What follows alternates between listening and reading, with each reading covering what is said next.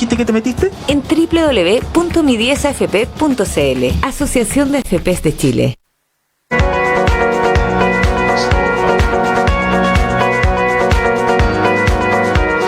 9:35 con 35 minutos en punto. Está con nosotros, un gusto de saludarlo. Ya habíamos conversado hace varias semanas en el bloque del hashtag El Mundo del Trabajo. Está Sergio Reyes de No Más AFP acá a nivel local. ¿Cómo estás, Sergio? Un gusto de saludarte. Bienvenido al BDR. Muy bien, muchas gracias por la invitación y aquí estamos para responder preguntas.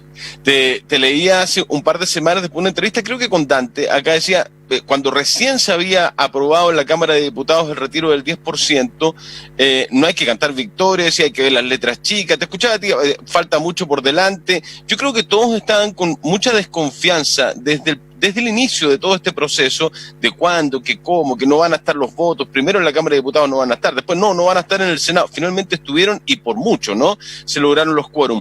¿Cuál es tu sensación a días de que esto se haya ya promulgado? Porque se promulgó el viernes por el presidente, hoy día se toma razón en Contraloría, mañana o el miércoles al parecer va a ser publicado en el Diario Oficial y a partir del jueves la gente ya puede empezar a pedir sus retiros en 2 cuotas y todo lo que hemos hablado. ¿Cuál es tu sensación al respecto? Mire, la verdad es que no era simplemente un negativismo infundado, ¿no? Esto era más bien cautela. Cautela porque por muchos años, usted sabe, se han hecho intentos de incluso hacer modificaciones al sistema. No digo modificaciones, no digo una reforma manteniendo el mismo sistema de AFP. No, recordemos que la misma presidenta Bachelet había presentado un proyecto donde se creaba, de hecho, una AFP estatal que compitiera en alguna medida con las AFP privadas. Y nada de eso fue posible. Y no era posible simplemente porque todo el sistema estaba engranado de tal manera de que incluso dentro de los parlamentarios del gobierno de Bachelet no había, digamos, el interés político de hacer modificaciones fundamentales a este sistema. Ahora, tenemos claro de que este 10% tampoco es una modificación fundamental, pero se toca finalmente la vaca sagrada de las AFP. Ese es el asunto. Y se toca, digamos, por una combinación de factores. Uno, por la revuelta popular de octubre del año pasado, y 2, por la crisis terrible de la pandemia. Curiosamente, estos son los 2 elementos que han permitido que esto suceda, porque sucede de que de otra manera, de no haber habido este tipo de salida, que no es una salida que realmente nosotros como coalición, como movimiento nacional No Más AFP, en realidad privilegiemos. No quisiéramos en realidad de que se toquen los fondos de los asociados, de las personas que se van a jubilar. Pero hay desesperación en este momento. Y la verdad es que si esto no se hubiese aprobado, habríamos tenido una nueva revuelta popular aquí en el país. ¿Crees eso también? Yo recién hablaba con la Seremi de Hacienda y yo le planteaba, parece que no era tan catastrófico esto de retirar el 10%. Bueno, habrá que esperar las próximas semanas, ¿no? Pero escuchábamos a dirigentes políticos de la centroderecha, como Evelyn Matei, diciendo se va a incendiar el país si esto se aprueba. Y otras cosas, ¿no? En general de algunos dirigentes más extremos y que estaban en contra, obviamente, bajo ningún punto de vista o todo punto de vista de el retiro de los ahorros. No fue tan catastrófico, o por lo menos eso se está viendo por el momento, ¿no? Por supuesto, o sea, catastrófico, dices tú en el sentido de el impacto financiero que esto pueda tener, ¿no?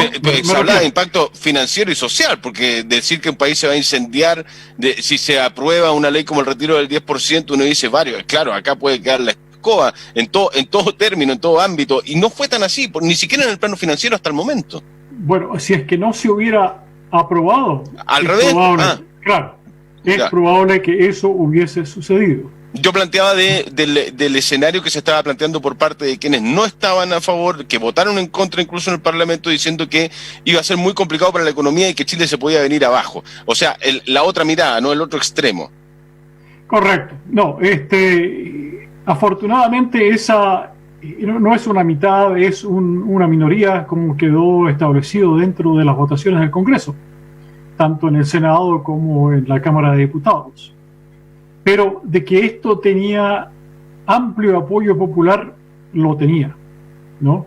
Ahora, interesantemente, esta cosa sigue siendo todavía manejada por políticos. Por ejemplo, en este momento se tramita aún en el Senado una norma que quiere cambiar las reglas del mercado financiero en cuanto a las inversiones, ¿no?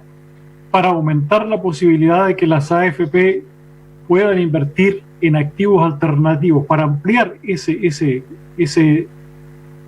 rango de inversiones, ¿no? Y en esto, curiosamente, ya hay muchos de los mismos que votaron por este 10%, digo, de la oposición, están trabajando con la derecha para que esto se produzca.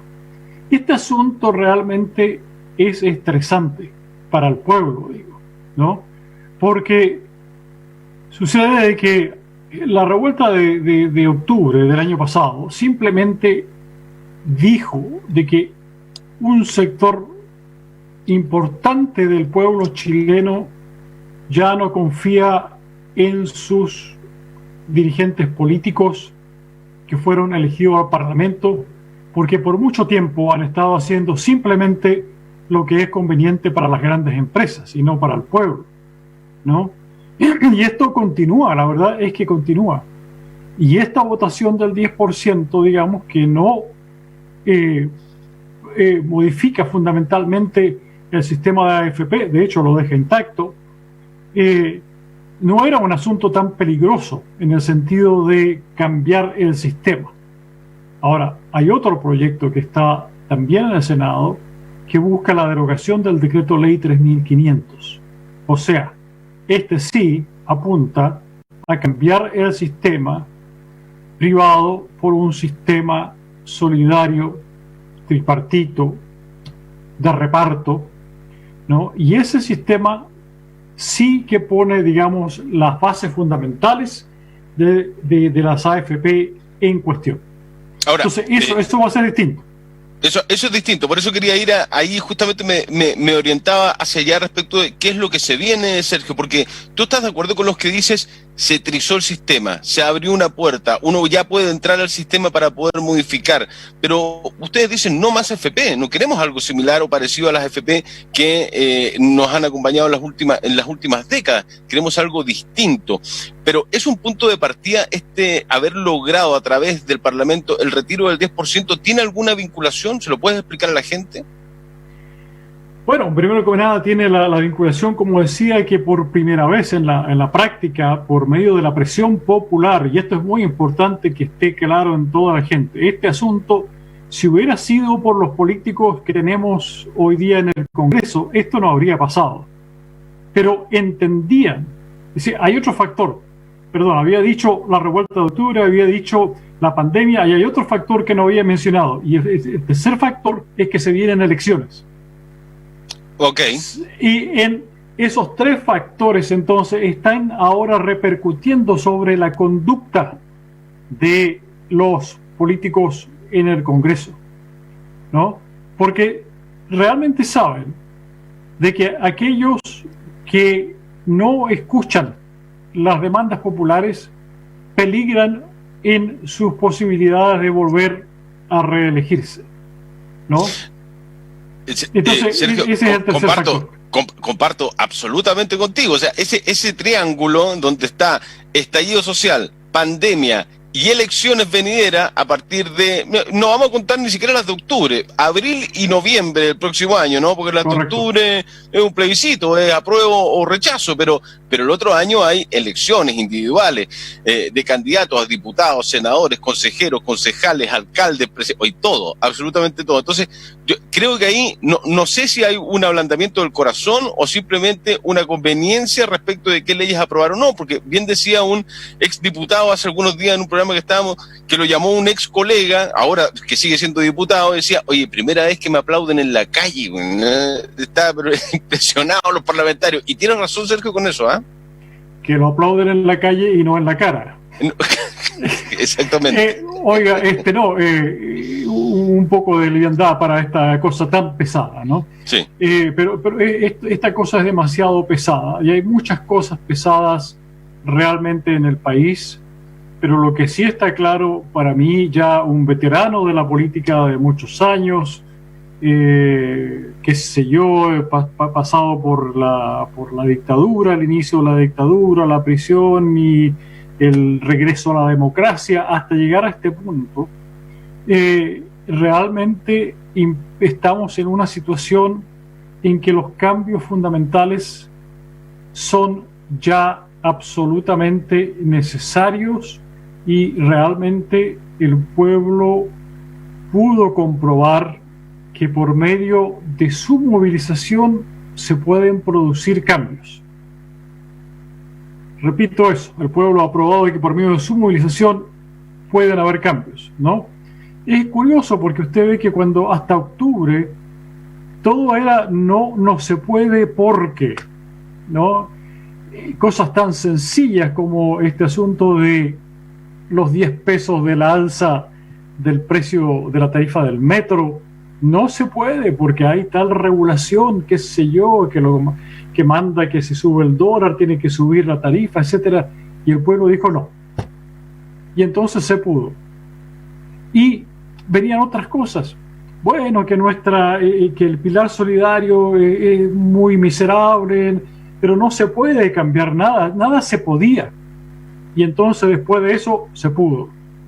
Ahora, curiosamente, en esto del 10% también no se puede, imposible.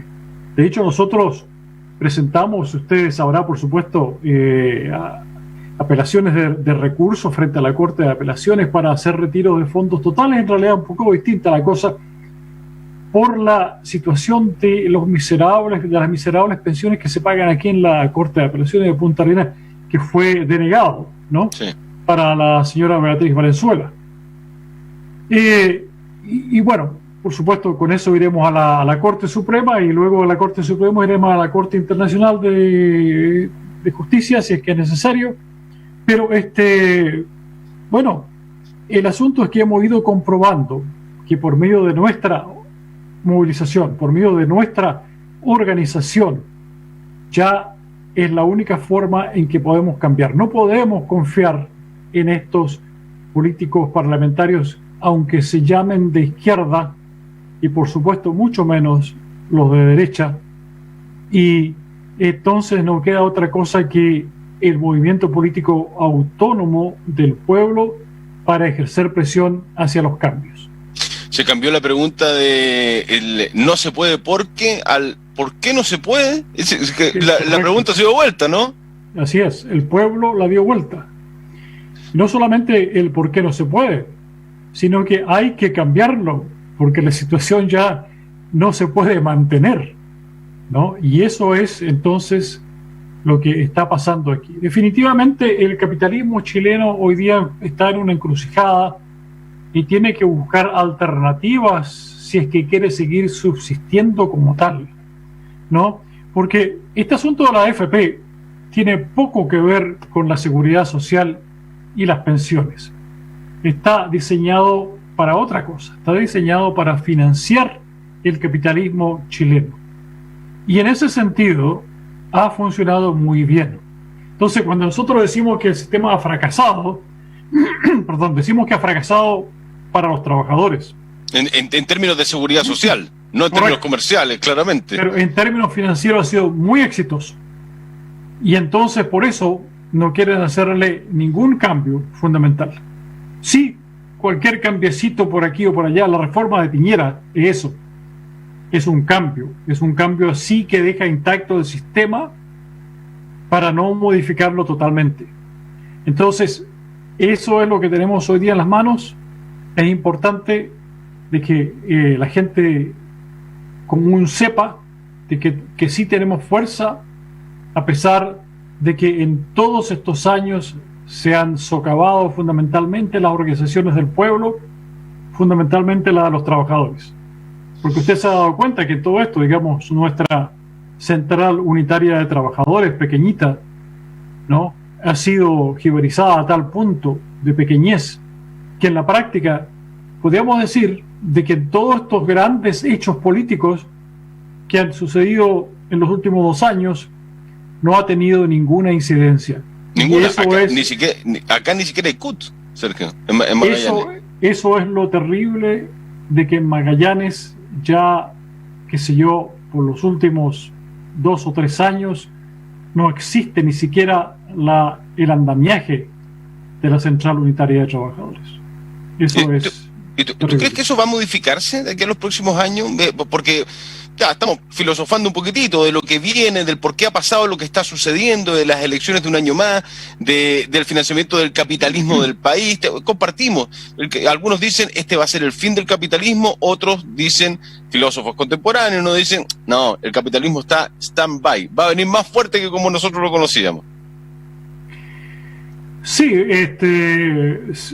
requiere realmente, para que subsista, una cantidad de modificaciones. Ahora, si quiere subsistir dentro de su propia democracia capitalista, y ese es otro elemento importante de considerar, entonces tendrá que hacer modificaciones muy inteligentes, sobre todo en el terreno del financiamiento, porque sucede que ya los trabajadores empiezan a entender, han estado usando mi plata para funcionar, y cuando yo voy a pedir plata al banco se me hace todo imposible. No solamente se me hace imposible, sino que me dan tarifas usurarias para prestarme plata, y luego, digamos, si no tengo problemas para pagar, simplemente me quedo en la calle. El crédito es otro asunto realmente que es un flagelo en Chile, eso todos lo sabemos, está claro, ¿no? Sin embargo, digamos, este sistema aparentemente funcionaba a tal punto de que hasta hace poco tiempo nomás el mismo presidente Piñera decía que nosotros éramos un oasis de democracia y de economía. Bueno, sucede que el oasis no era un oasis, sino que era un espejismo. Y hoy día estamos viendo, y a partir de octubre vimos la muy fea realidad de este oasis nuestro, que no era tal y que realmente requiere de ser cambiado. Estas cosas tienen que cambiar, no queda duda alguna. Vuelvo a repetir, si el capitalismo es inteligente, entonces va a tener que generar una nueva versión de capitalismo mucho menos usurero, mucho más humano, mucho más considerado de las necesidades populares, etcétera. Yo no le quiero dar al capitalismo, digamos... no, era para analizar un poquitito, ¿no? Para una conversa mucho más profunda, obviamente, pero está bueno hacer un retoque ahí y pasar por ahí.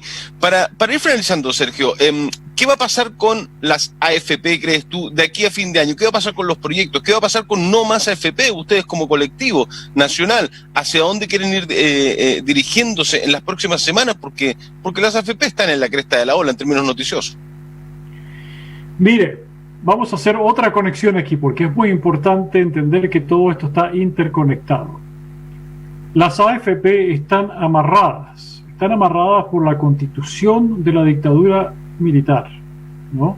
Esta constitución que nos rige hoy día. Curiosamente, esa constitución no dice exactamente de qué se trata el sistema, pero sí en general qué es lo que se necesita si es que se requiere cambiar, ¿no? Se requiere quórum constitucional para cambiar, para derogar el decreto ley 3500. Ahora, esto para mí ya es casi como el colmo de la sinvergüenzura. Estamos hablando de 2 letras delante del número que dicen decreto ley. ¿Eso qué significa? Por si acaso nos olvidamos. Eso significa que no hubo ningún parlamento, no hubo ninguna democracia, que esa fue una orden dictatorial firmada por la Junta Militar de Gobierno que estableció ese asunto. En consecuencia, y esto es lo que a mí realmente, como le decía, en mis años de vejez no puedo entender, no sé por qué consideramos todas las cosas que hizo la dictadura como legítimas. Son ilegítimas. Se hicieron por la fuerza, incluyendo la propia Constitución. Entonces, este asunto de la AFP va ligado directamente con el plebiscito de octubre. que se viene, ya prontito, ¿no? El plebiscito entonces va a decidir de que tenemos que cambiar la Constitución por una Constitución democrática. En consecuencia, en esa Constitución creo que tiene que establecerse el hecho de que esta cosa que regula la seguridad social quede establecida de tal manera, primero que nada, que sí pueda cambiarse, y segundo, que lo que tenga el país cuando tiene el derecho a la seguridad social, que la seguridad social sea tal y que no sea un sistema de inversiones privadas. Tengo dos preguntas, o sea, varios comentarios, pero voy a elegir dos. Ernesto Calisto dice que don Sergio diga si el problema es la AFP o la ley 3.500, que no se ha modificado el sistema porque las AFP se rigen por ley. ¿No es responsabilidad del Estado eso? Pregunta Ernesto. Y Hernán, voy a aprovechar inmediatamente por tiempo a leer la otra, dice, el problema no es el capitalismo, el problema es el neoliberalismo, nos dice Hernán. Dos comentarios, Sergio, a esta hora de la mañana. Sí, hay una pregunta y el otro es un juicio, Sí. Entonces está bien, no hay problema. En términos de juicio, digamos, no podemos rebatir el asunto mucho, No, claro. Pero en términos del sistema, claro, es el DL 3500 es el que establece todas las bases del sistema de AFP, ¿no? El sistema de capitalización individual, que es como se llama. Y cuando uno realmente lee, y desafortunadamente me he dado la tarea de leer este decreto ley de punta a cabo muchas veces, lato total, ¿no? Pero hay que meterse a leer para ver cuáles son las amarras que tiene el sistema, ¿no? Y cómo funciona. Y cómo, por ejemplo, se designa, digamos, al comité que es el que regula todo el sistema de inversiones. Muy interesante, porque en este consejo no hay ningún trabajador, no hay ningún representante de los jubilados, no hay ningún representante de los cotizantes, ¿no? En consecuencia, este asunto está hecho como anillo al dedo para el sistema de compañías, de empresas, el sistema capitalista, en el fondo, de eso se trata. Esto es lo que no quieren que se cambie. La gente sigue comentando, yo me tengo que ir al corte, Sergio. Un gusto de poder conversar contigo. Vamos a repetir nuestra conversación, si así lo estimas conveniente, en las próximas semanas, para ir analizando también cómo se va desarrollando todo esto. Sergio Reyes, de No Más AFP. Muchas gracias, Sergio, por habernos acompañado. Muchas gracias a ustedes. Hasta luego. Que esté muy bien. Chao, muy buen día, buena jornada. Pausa, ya venimos. Atención, Punta Arenas, quédate en casa. Nosotros